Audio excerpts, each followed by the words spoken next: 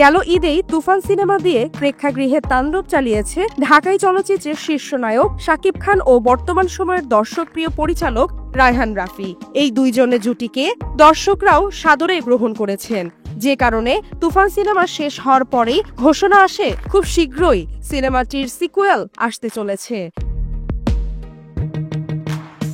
ধারণা করা হচ্ছিল আগামী ঈদে প্রেক্ষাগৃহে মুক্তি পেতে পারে তুফান 2, কিন্তু আপাতত সেটি আর হচ্ছে না। কিছুদিন আগেই বিষয়টি নিশ্চিত করেছেন সাকিব খান নিজেই। 2025 সালের ঈদুল ফিতরে বরবাদ নিয়ে হাজির হবেন শাকিব, আর ঈদুল আজহায় রাফির সঙ্গে জুটি বেঁধে তাণ্ডব নিয়ে আসবেন এই নায়ক। এফডিসি পরিচালক সমিতির মহাসচিব শাহিন সুমন সূত্রে জানা গেছে, শনিবার বাংলাদেশ চলচ্চিত্র পরিচালক সমিতিতে সিনেমাটির নাম নিবন্ধিত হয়েছে।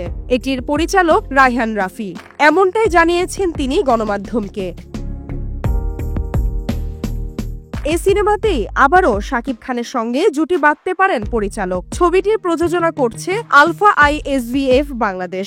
জানা গেছে অ্যাকশনধর্মী সিনেমা হবে তাণ্ডব। সবকিছু ঠিক থাকলে চলতি সপ্তাহে সিনেমাটির ঘোষণা আসার কথা রয়েছে।